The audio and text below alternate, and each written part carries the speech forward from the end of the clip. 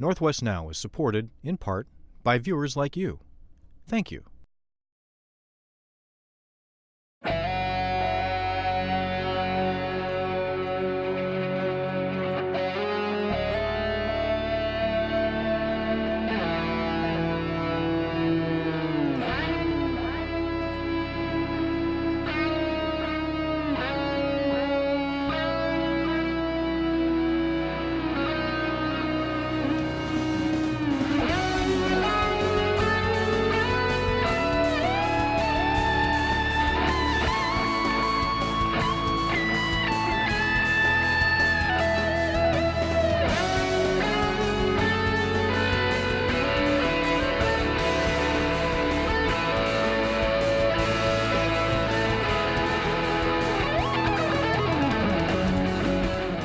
Meet Brandon Brown, working to make it in the LA music scene.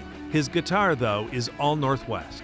It turns out Tacoma and the rest of Western Washington have a long history of innovators and makers like Otto Anderson, Dave Bunker, and Harvey Thomas, and players who added Paul Tootmark's ideas about electric amplification and changed the guitar's role forever. From Bonnie Guitar to The Ventures, Jimi Hendrix, and Kurt Cobain.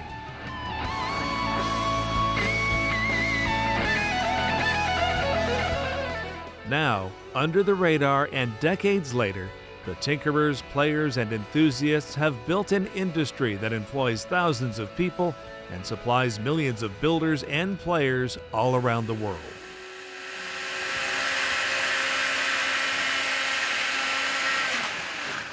After college, I thought, I'd like to build a guitar, and after I build that guitar, I'm going to learn to play it. So I got wood, I got a box of materials to build a guitar and did build it, but the wood that I received was not that good. And I knew enough about wood that I thought somebody who was smarter or would work harder or had a rich uncle could have a business supplying wood. But without that rich uncle, the only option for Stephen McMinn was to work harder. These days, his system for turning raw logs into high-value guitar tops involves 35 people and a factory that blends skilled handwork with bits of modern technology so that each piece of carefully graded and selected wood is put to its highest and best use. Before all this, though, before knowing that the best Sitka and Lutz spruce woods only exist in a 100-mile-wide strip of land from the Columbia River to Juneau, Alaska, McMinn was alone, pulling the permits, hiking into the forests of western Washington, and hauling out sections of promising blow-down logs by hand or with a wheelbarrow. And I started supplying wood on a very small scale to good instrument builders and learning from them what was required. And my point of view was always, instead of thinking, I want to make a lot of something and sell it, it's like, what do these people need? What does a good guitar builder want for his materials? The answer is carefully selected, graded, precision-cut, and ready-to-finish guitar tops, or soundboards. Pacific Rim Tone Woods does make solid-body electric guitars, bracing, backs, sides, and a few other guitar-related parts. But it's the top that gives an acoustic guitar its voice. You could look at the top and think about it in terms of the top being the ice cream in the ice cream cone. The cone gives it a flavor and there's something to it, but the ice cream is the real action. Or in a car, it's the engine in the car. The rest matters, but the sound is generated there. So the top and the bracing are really the deal. And what a deal. From about 1,200 hand-selected trees each year, 300,000 to 400,000 soundboards are produced primarily for industry giants Martin and Taylor, but also for Gibson and Fender and a slew of smaller custom builders. It seems like a lot when you think about it. Taylor makes 700 plus a day and 170,000 a year, but there are factories in Asia that make 1 million guitars. And the wood itself is quite a thing too, all hand-graded for grain, age, and density, and then subjectively tested by ear so guitar makers know what sound they're getting with each wood. But Pacific Rim is doing objective research that is turning up surprising results. That coarser grain woods might just sound better. That damping behavior can perhaps be predicted and influenced. The goal is to merge the artistic grading done by eyeball and eardrum with the digital results from sonic testing, so that the dozens of variables cranked into the process of giving a guitar a sound can be predicted and duplicated. But craftsmanship will never be eliminated. There are some of the processes that we document, and we have steps and so forth, and there are a lot where you just have to look. The ladies who are sorting, it's like you start looking, and what do you see? What do you see? And where you got some guardrails, but beyond that, it's a whole gestalt. It's all these things that play in together. Major external forces play into this as well. Climate change threatens the viability of forests. Regulation and geopolitics have restricted the availability of exotic woods from overseas, and sprawl and development are slowly urbanizing critical forest lands. So McMinn says the solution is to grow your own, and Pacific Rim is doing original research on the genetics of the most desirable trees, like big leaf maple, for instance. That's exceptional. That's very good. In the case of big leaf maple, the goal is to propagate trees that produce figured patterns, which only happens 1 in 1,000 times in nature. What excites me more is figuring out how to grow the next crop of tone woods, so we're not dependent on what's left in natural forests, because that keeps diminishing. And if your business plan is to keep exploiting natural forests for this, you'll be out of business.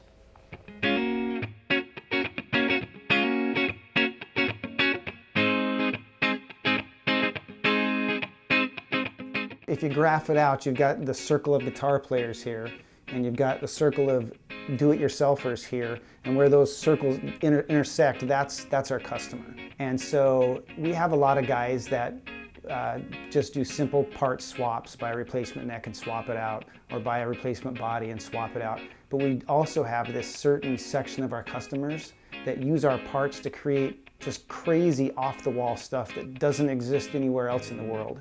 Jim and Ken Warmoth broke away from another guitar maker and started their small shop in Puyallup back in 1980. Today, about 80 people make and finish such a wide array of parts, the possible number of creative combinations numbers in the millions. Warmoth is just one of a number of local companies, but over time, all the activity up here attracted more custom builders and parts makers to our region, especially from Southern California, where back in the day, makers and players were looking for less traffic and more peace in the Pacific Northwest. The whole guitar parts industry kind of started right here in the Northwest and has kind of spread out over the decades, and there are more companies working in the industry here than most people realize, even among musicians. A lot of those Southern Californians were musicians who came up here, and because they were out of the live music scene, they were just looking for another outlet or another way to express their involvement in music. And then there's this. When you really take a close look at this process, where there is a little machining here and there to manage the rough or repetitive work, it's mostly handwork and a lot of subjective decision-making that goes into it. So it's a true blend of both art and science. And here, too, the Northwest might be a little unique because both those ideas are embedded into the traditions of our local workforce. Perhaps another part of the answer to the question, so why here? Well, I think it could be a couple of different things. One, the area, the region is beautiful, so it attracts a lot of people. And with that, you're going to get varied interests and skills. I think the Boeing manufacturing has made a difference here. Aerospace engineering, we've had people come work for us because they're done with the big company and they just want to work smaller, shorter hours, and they take big pay cuts in order to have a higher quality of life. Warmoth builds licensed replacement necks for Fender guitars and several lines of its own bodies and necks for replacement parts or for DIY makers, so the average player can affordably build their own one-off signature model. While Warmoth works to innovate by adding new woods, shapes, and features, the conventional wisdom in the music world is that the electric guitar is dying, thanks to, you guessed it, the computer and the internet. All of a sudden, that's attracting a lot of musicians away from traditional guitar stuff. And so a lot of kids who are making music these days, that's where they're making it. They're making it on their computer, and they have samples of guitars and synthesized guitar sounds that they can access a lot easier than spending 5 years in their bedroom figuring out how to play guitar. It's not any less creative or any less legitimate. It's just a different way, and it's just things changing. But Cheney agrees that not all change is for the better. And so what some young digital producers might be missing is the social aspect, where people come together to make and listen to music. The thing that drew me to guitar is that it is a social thing, because you're able to play it for groups. You can get competitive with other guys.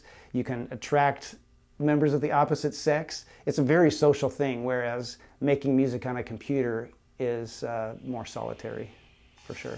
It is important to mention that there are young people picking up the guitar, particularly those involved in the maker culture, which is experiencing a resurgence with the millennials and Gen Z. So while there is a concern about appealing to the next generation of guitar players, the good news for Warmoth is that a lot of boomers and Gen Y would-be guitar heroes now have the time and the money to fulfill their rock and roll fantasies. We're actually surprised too. I'm always surprised and always very grateful that there does seem to be a very large percentage of the population that's willing and needs the stuff that we have to offer.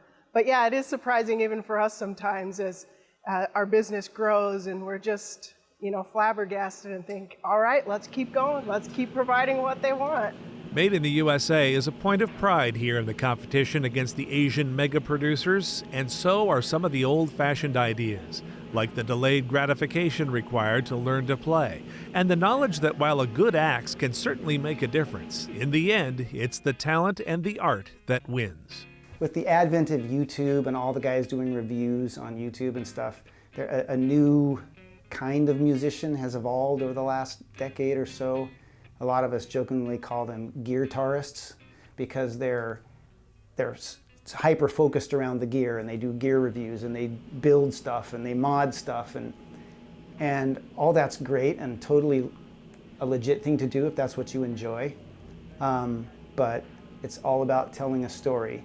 I mean, I was on a cruise 10 years ago or so, and I heard this guy playing just killer fingerstyle jazz. I could hear him in the lounge around the corner. I'm like, I gotta go see what's going on here. And I expected to see some typical jazz guy with a big hollow body Gretsch or whatever.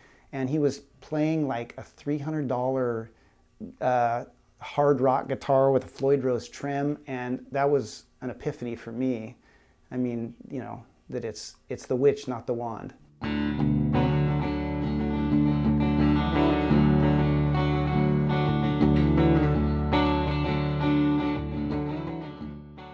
When I was a kid, I lived in the middle of nowhere, really, like out in the wheat field, and to entertain ourselves, I got into taking things apart. I had a high school friend who was a guitar player, and he was fantastic. So he helped me track down a guitar, and I got it, and I noticed within the first few hours that it was going to be a long road to get to where Glenn was at in terms of his playing. So I took it apart, and I photographed everything along the way. We had a Polaroid camera in the house, and so I had the guitar very methodically kind of laid out in pieces everywhere, and put it back together. And I realized, like, in putting it back together, it had all these, everything could be adjusted, or most things on it could be adjusted in a way that would optimize it. That was Ernie Bailey's life in Eastern Washington in about 1977. And Bailey's been repairing and making guitars ever since. He says his designs come to him like paintings, the woods and metals rolling around in his mind, sometimes imagined for more than a year, before a drawing and the final selection of the materials that bring visual and sonic art together. At some point I learned that the electric solid body didn't have to adhere to the confines that, like, say, building an acoustic did. And this was something that was pretty exciting, was that your imagination could work in two ways, and one was a sonic one and the other was a visual one. And so you're working at mastering these two and making them happen. And it was and that was the challenge of that. It was to come up with something that was aesthetically beautiful. Even if you didn't play, you could just stare at it all day. But Bailey eventually did learn to play, and pretty well at that. These days he tours as Brandy Carlisle's guitar tech, but he also gets to play from time to time, living out that part of his childhood fantasy.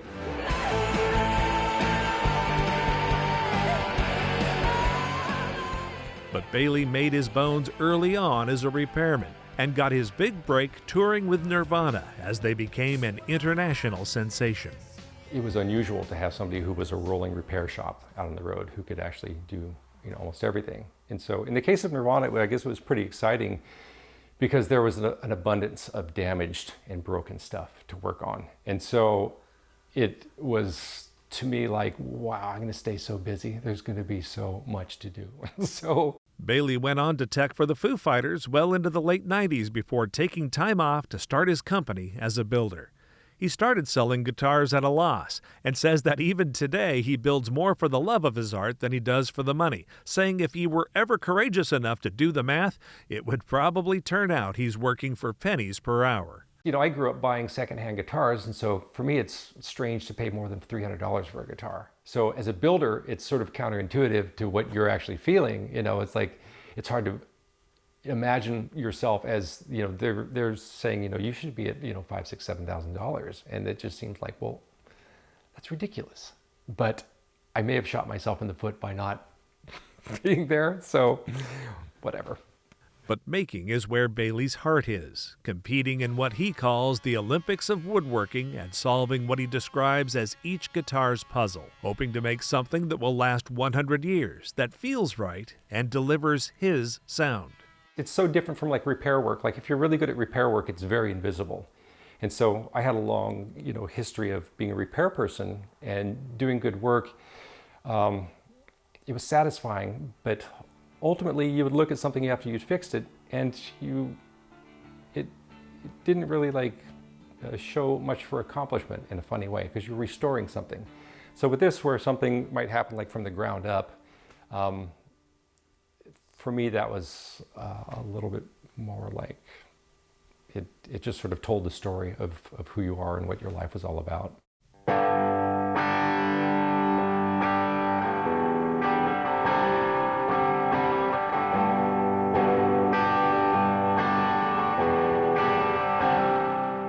I started building guitars when I was like 13, 14.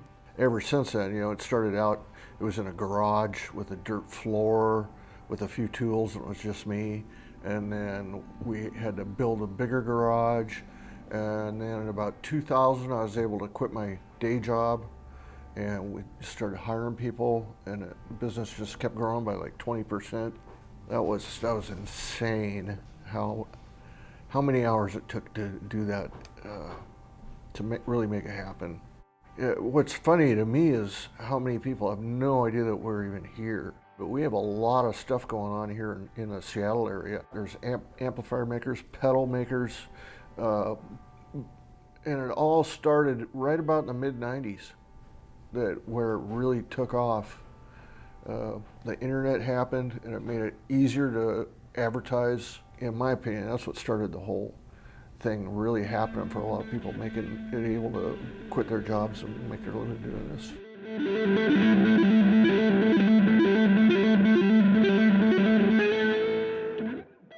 Yeah, it's just magnets and wire, but we actually listen to what we do. Every design that we have, we've probably done 20 prototypes to find out what sounds best. And how does it interact with the amplifier?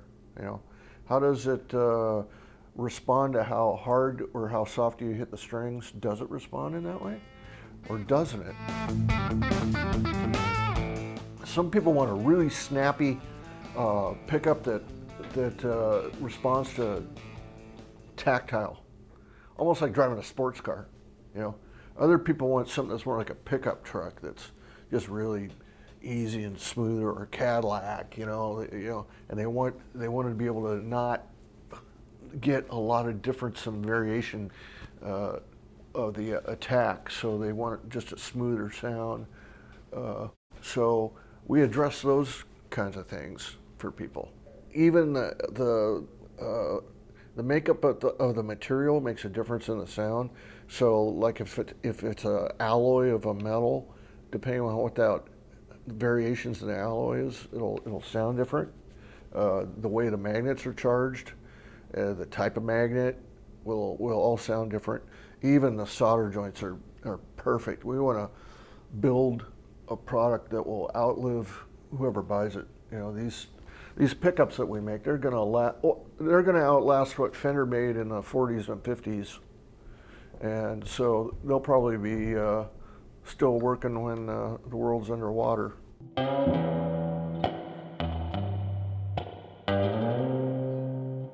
Jesse Quitland's passion is one of the last elements in the player's signal chain, the amp. But while he makes new amps, he's chasing an old sound, using vintage tubes, circuits, and plans to carry on the do-it-yourself maker ethic of what he calls the golden age of hi-fi in the 1950s and 60s. I kind of trace my fascination with tubes back to my childhood.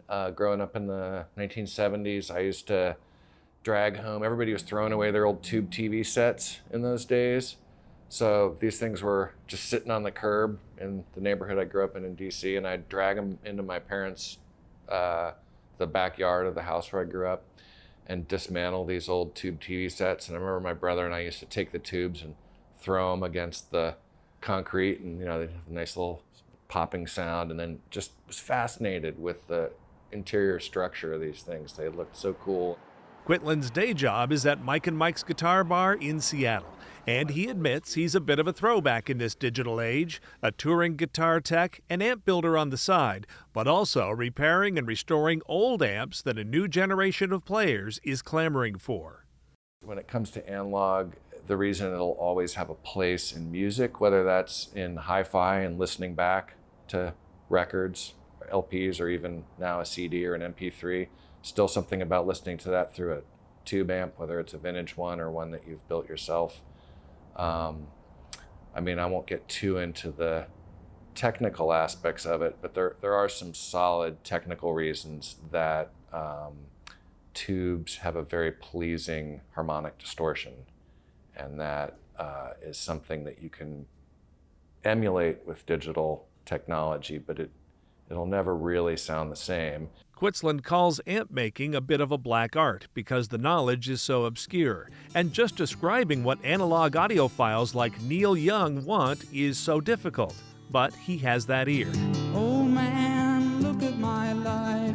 And that's why people like Young and Lucinda Williams trust him to work on their vintage tech that, again, often contains those old-style tubes. Another way of thinking about tubes, I always tell you, it's like you're looking through colored glasses. If you're picking out sunglasses and you're like, oh, do you want like a brown number 5 coating, which is going to make the clouds look like this? Or do you want something that's, you know, a gray? And it all colors the way you see the world. All of those coatings do. And tubes are like that for your ears. They give a coloration to whatever it is you're listening to. And it's a beautiful coloration. But I bought it used years ago, so. Quitland thinks Western Washington attracted people like him because of its rich musical history, with his list including the Sonics, the Wailers, and Loretta Lynn, who was discovered on a TV show in Tacoma and was just the tip of a country music iceberg in this region. The tech-savvy military and electronics testing, manufacturing, and engineering workforces were also draws for the makers who found their way here and into this industry. But Quitland says it's still a very niche thing, and he likens his work to building, as an example, a fine writing instrument for, say, a calligrapher. When you're doing the calligraphy, it translates your movements in a very beautiful way that just a paintbrush from the hardware store really can't do. And I think it's the same thing with a guitar or an amp. You're creating a tool for somebody, and it hopefully inspires them when they pick it up. They have a relationship with that thing, and it has a lot to do with the history, their personal history with it, as well as the history of that thing that predates their relationship with it. The bottom line, the sheer number of artists and makers in Western Washington makes it impossible for this program to be comprehensive or encyclopedic. But I do hope it gave you a feel for how deeply involved this region has always been in this corner of the art world. Thanks for watching Northwest Now. I hope this program got you thinking and talking. To watch this program again or to share it with others, it streams on our website at kbtc.org.